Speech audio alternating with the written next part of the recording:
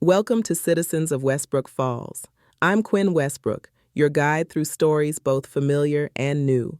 Today, we're exploring a time travel romance short story, so settle in and let's discover what possibilities are in store for us. Rewind, a time travel romance.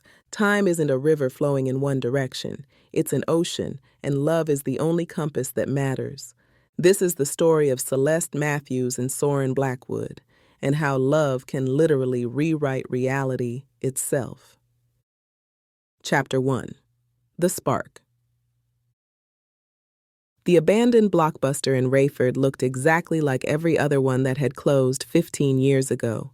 Blue and yellow signs faded by sun and neglect, empty shelves gathering dust behind grimy windows. Celeste Matthews pulled her jacket tighter as she approached the building, her documentary camera heavy in her hands.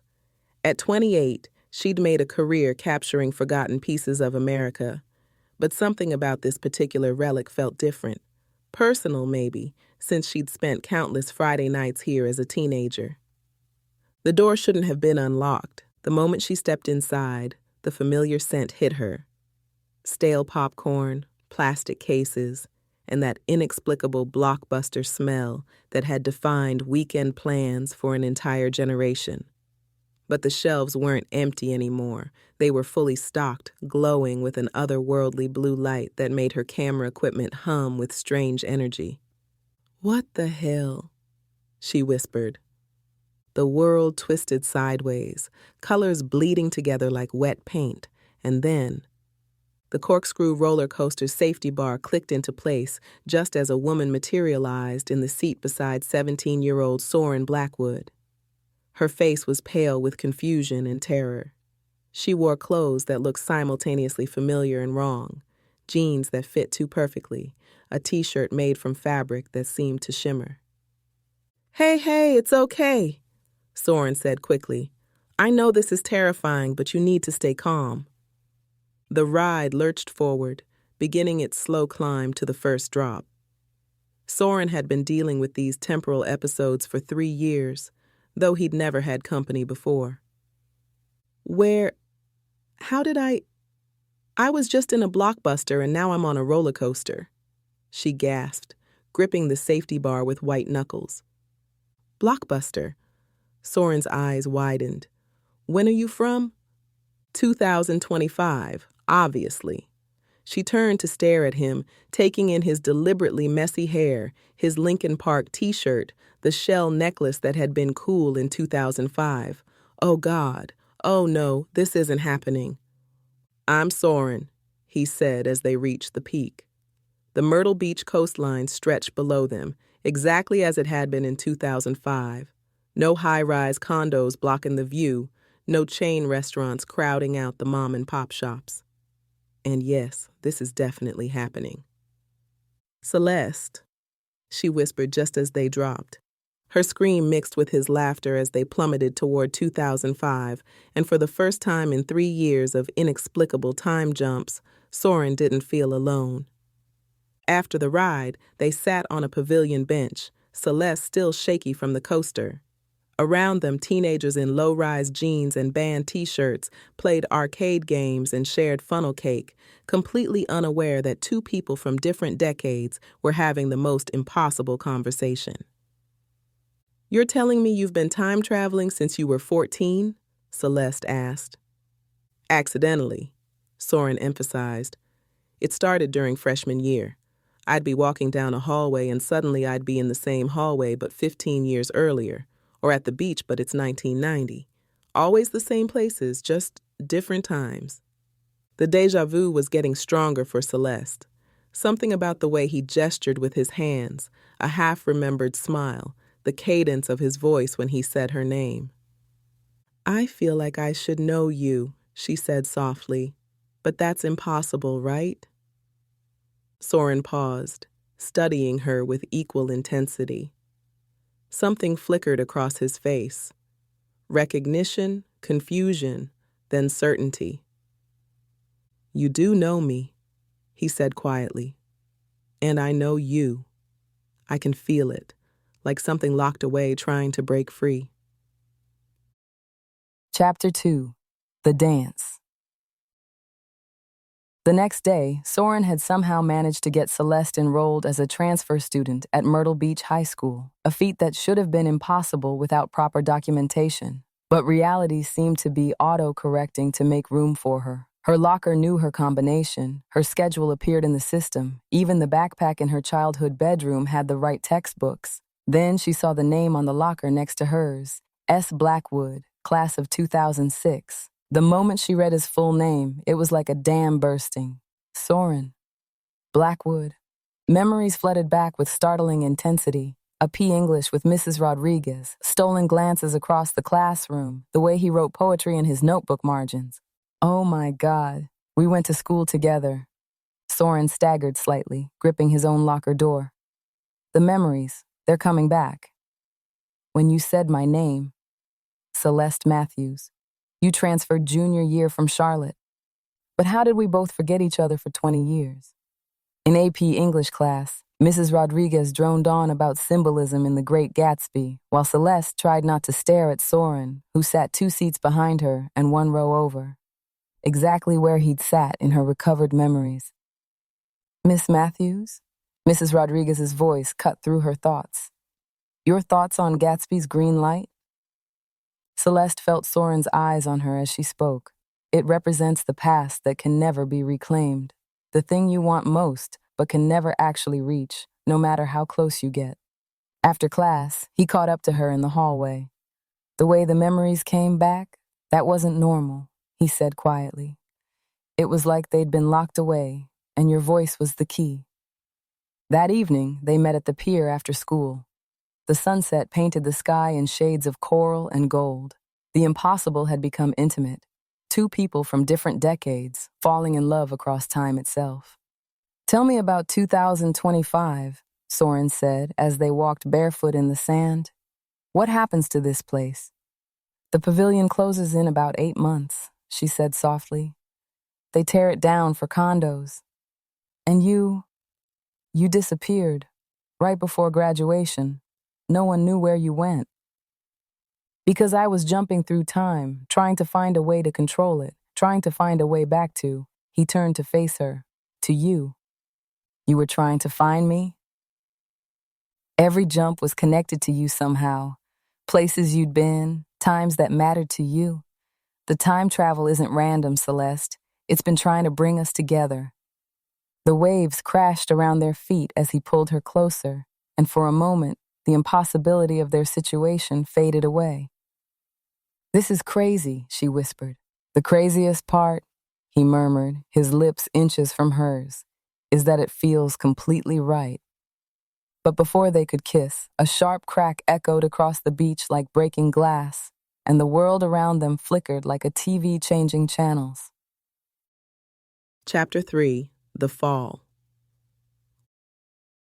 1 week later, they'd been living in stolen time, attending classes that felt like elaborate theater, sharing inside jokes about things that wouldn't be invented for another decade. Celeste had never been happier, which terrified her more than the time travel itself. You're glowing, her teenage self's best friend Madison observed at lunch. Like, literally glowing. What's your deal? Celeste glanced across the cafeteria at Soren, who was reading a book instead of eating, as usual. I think I'm falling in love. With Soren Blackwood? The weird poetry guy? He's not weird. He's extraordinary. That afternoon, they skipped 5th period to walk through Brookgreen Gardens, surrounded by sculptures and centuries-old oaks draped in Spanish moss. I've been thinking, Soren said as they sat by a fountain. What if we don't go back? What do you mean? What if we stay here? Live out senior year properly this time, go to college, build a life.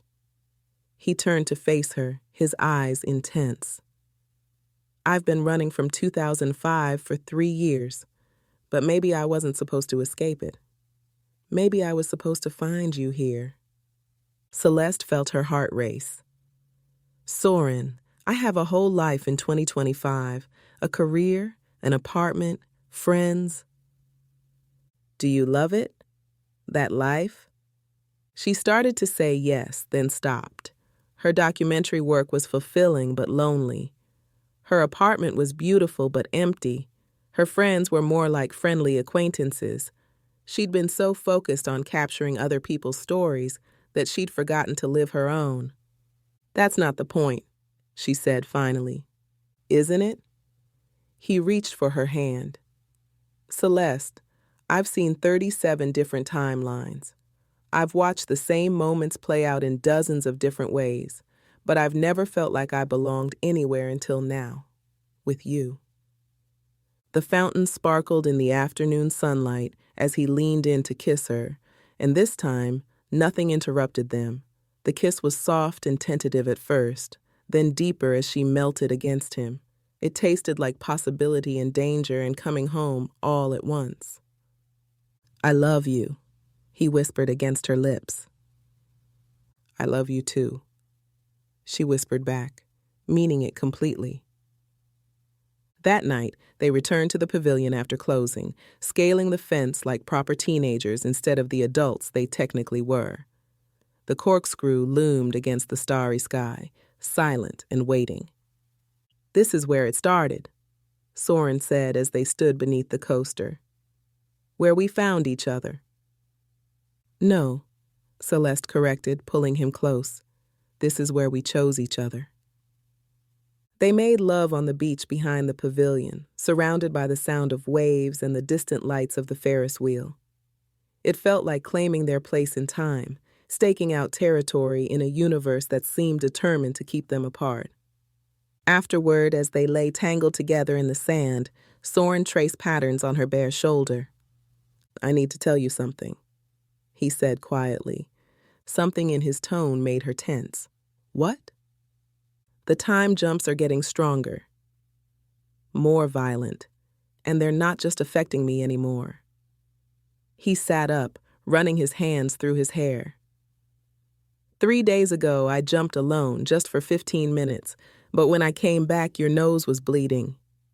Celeste touched her face, remembering the sudden headache she'd had during chemistry class. What does that mean? I think the universe is trying to correct itself. We're not supposed to be here together like this. The longer we stay, the more damage we do to the timeline. So we go back, she said, trying to sound braver than she felt, to our own times. It might not be that simple. His voice broke. Celeste, I don't think I can control when I jump anymore. And I don't know if I can take you with me. Before she could respond, the air around them began to shimmer, and the world tilted sideways. But this time, instead of the smooth transition she'd experienced before, reality tore like fabric, sharp edges cutting at her consciousness. She reached for Soren as the darkness swallowed them both, but her fingers found only empty air. Celeste gasped awake on the dusty floor of the abandoned Blockbuster, her documentary camera lying broken beside her. The store was empty again, shelves bare, the otherworldly light completely gone. She checked her phone. She'd been unconscious for 3 hours, but somehow it felt like she'd lived a lifetime. Had it been real? The clothes she wore were definitely from 2025, not borrowed from her teenage wardrobe. But her lips still tingled from Soren's kisses, and when she touched her shoulder, she could feel the invisible patterns he'd traced there. Soren, she called out, her voice echoing in the empty space. No response, no sign that anyone else had ever been there. She drove home in a daze, half convinced she'd had some kind of psychotic break. But when she opened her laptop to transfer footage from her camera's memory card, she found something that made her blood run cold.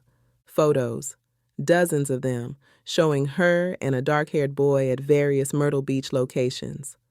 The pavilion, the beach, Brook Green Gardens. In every image, they looked happy, in love, completely real. But in every single photo, the boy's face was distorted. Not like camera shake or motion blur, but as if reality itself was trying to erase him while failing to do so completely. The distortion created an almost haunting effect, like the timeline was at war with itself. It's like the universe is trying to delete him, Celeste whispered to herself, tracing one of the warped images with her finger, but something won't let it succeed completely. Chapter 4. The Fight. 2 months later, Celeste threw herself into research with an obsession that worried her friends and exhausted her bank account. She traveled to every place she remembered from 2005, looking for traces of Soren, for proof that their time together had been real.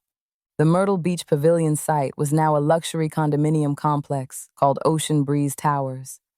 The manager, a kind woman in her 60s, let Celeste explore the small memorial garden where a few artifacts from the old amusement park had been preserved. "You're not the first person to come looking for ghosts," the woman said gently.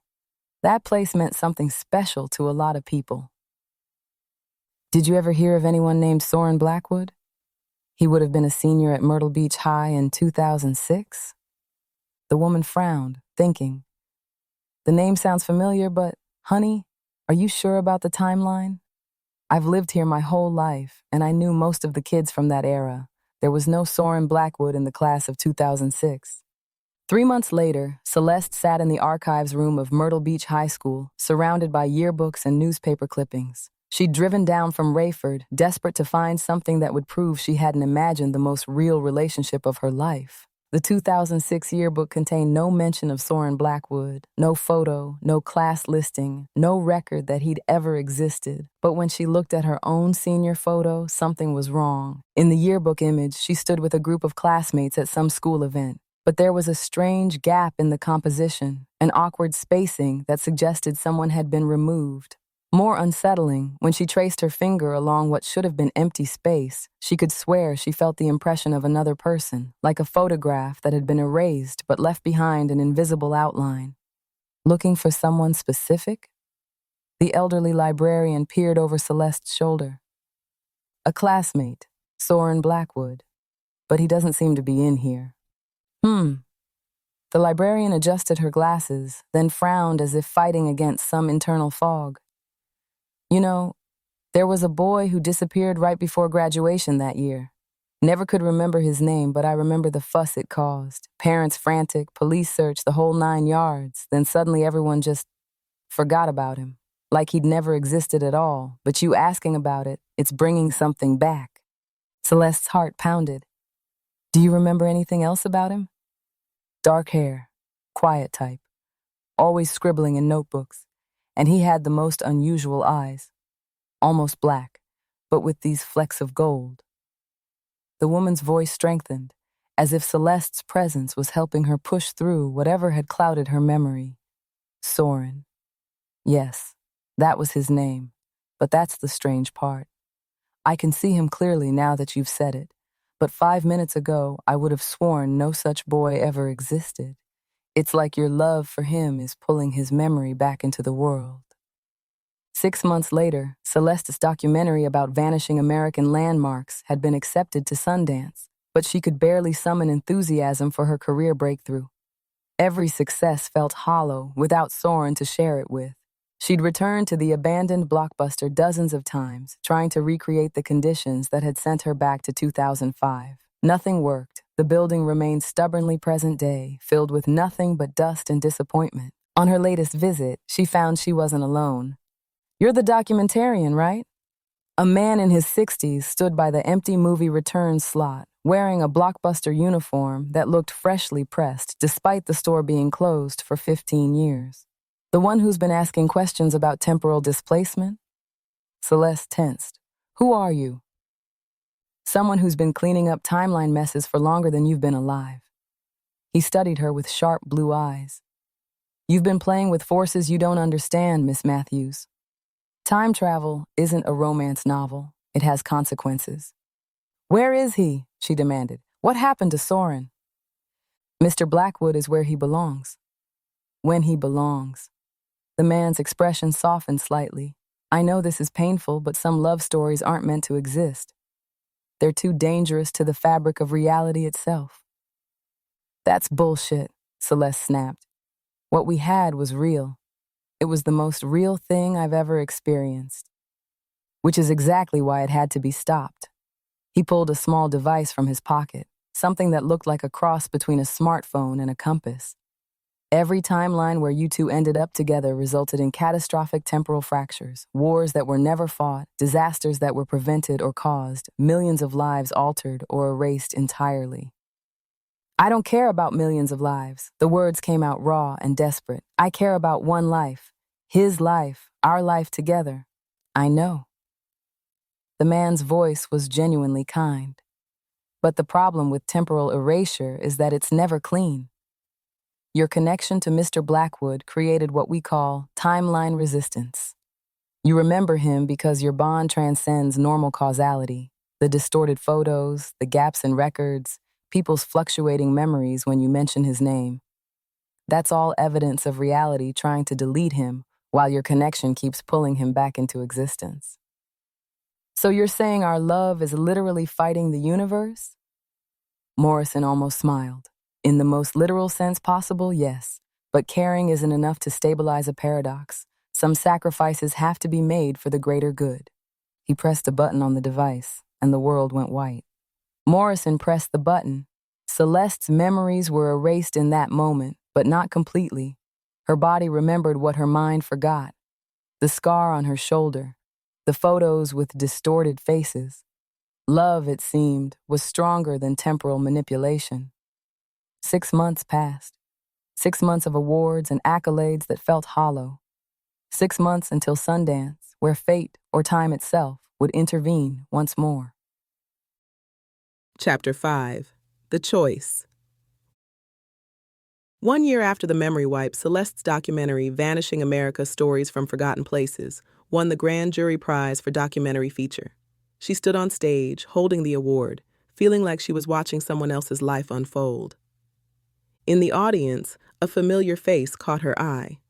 A man in his 30s with dark hair and golden-flecked eyes sitting in the back row. Older than she remembered, but she'd know those eyes anywhere. Their gazes met across the crowded theater, and she saw him mouth a single word: run. Celeste didn't remember leaving the stage or pushing through the crowd. She ran through the lobby and into the snowy Park City streets, following glimpses of a dark coat as he led her away from the festival venues. She caught up to him in a small park where he stood with his back to her, shoulders tense. Soren? He turned slowly, and she saw that 13 years had carved lines around his eyes, added gray to his temples, but his smile was exactly the same. "Hello, Celeste." "You're older," she whispered, stepping closer. 31, actually. Morrison didn't just displace me. He made sure I lived through every year getting there. 13 years aged normally while being forbidden from finding you. He reached out hesitantly, touching her face like he couldn't believe she was real. "You lost a year. I lost 13. God, I've missed you." "I thought you were erased," the man at Blockbuster said. "Agent Morrison, he's been tracking temporal anomalies for 40 years.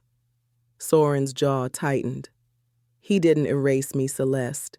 He displaced me, threw me forward to 2038, and told me if I ever tried to find you again, he'd make sure I landed somewhere that wouldn't be invented for another 1,000 years. "Then why are you here?" "Because 13 years is long enough to plan a rebellion." His eyes glittered with familiar mischief. "And because I figured out something Morrison doesn't know." "What?" "The time travel isn't a curse, and it's not random. It's a gift." Soren pulled her closer, his hands warm against her cold cheeks. "We're not breaking the timeline, Celeste. We're fixing it. Every jump I made led me to you, and every jump we made together created a better world." The man said. "The man lied." Soren's voice was fierce. "I spent 13 years researching, learning, traveling to futures Morrison couldn't imagine. In every timeline where we end up together, the world is better, more peaceful, more connected, more hopeful. We don't destroy anything. We heal it." Celeste felt tears freezing on her cheeks. How do we know you're right? We don't. But I know I'd rather risk everything for a chance to love you than live safely without you. He pulled something from his pocket, a small device that looked like Morrison's but hummed with warmer energy. I built this. It can take us anywhere, anytime. But more importantly, it can anchor us together. Whatever happens, wherever we end up, we'll be there together. Soren.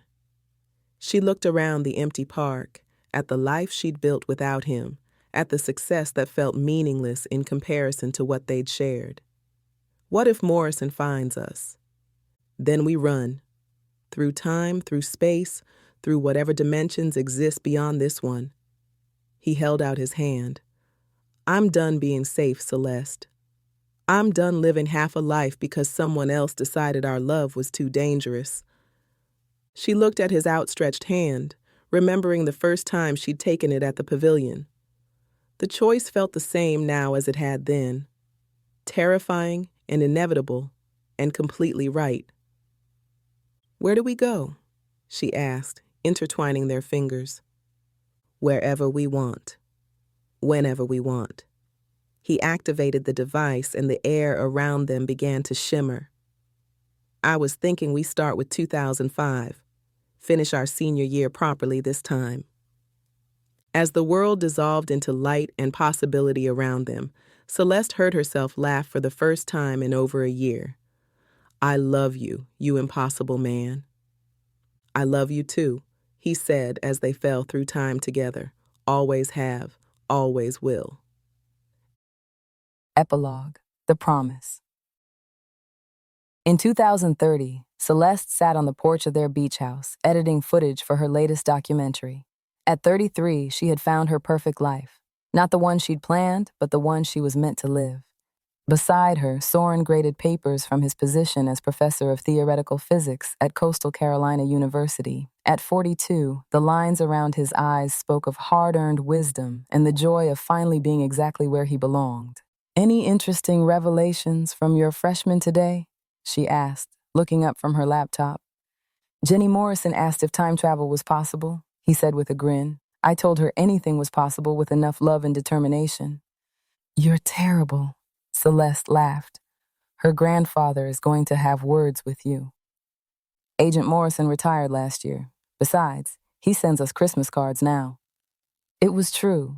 After they'd successfully lived from 2005 forward, senior year, college, their 20s, early 30s, Morrison had been forced to acknowledge the evidence. Their timeline wasn't just stable, it was actively healing fractures that had existed in every other version. 3 years into their new life, he'd appeared on their doorstep one evening, looking older and more uncertain than the authoritative figure who'd once threatened them in that abandoned Blockbuster. The data doesn't lie, he'd said without preamble, holding up a tablet full of charts and graphs. Global conflict down 18%. Natural disasters prevented or minimized through inexplicable coincidences. Economic stability increased across all major markets. Your timeline isn't just stable, it's actively healing fractures that existed in every other version I've modeled. Celeste had invited him in for coffee, a surreal moment that still made her smile. Morrison had sat at their kitchen table, admitting with the reluctance of a man eating his own words, I was wrong. Your connection doesn't break reality. It optimizes it. I don't understand how, but the evidence is undeniable. The Christmas cards had started the following year, along with a note that simply said, You were right. I was wrong. Thank you for proving love is stronger than fear. Are you ever sorry? Soren asked, setting down his stack of papers. About the life you gave up in your original timeline? Celeste looked out at the ocean, then at the simple gold band on her finger, then at the man who'd literally moved heaven and earth to find her. Every path I didn't take led me to this one, she said, echoing something he'd told her during their first week back in 2005. I'm exactly where I'm supposed to be. A timer chimed from the kitchen, and they both smiled. Dinner's ready, Celeste said, closing her laptop. Race you inside, Soren challenged, already getting up. You're on, she laughed, chasing him through the door. Behind them, the waves crashed against the shore with perfect regularity, marking time in the way that mattered most, one moment after another, each one a choice to love deeper, fight harder, and never let go. In the distance, the lights of a rebuilt Myrtle Beach pavilion twinkled against the evening sky. Some things, it turned out, were worth bringing back to life. Time isn't a river flowing in one direction. It's an ocean, and love is the only compass that matters. The end. Thanks for joining me while time traveling today. Subscribe for more stories. Leave a review if you enjoyed the journey, and until next time, keep listening.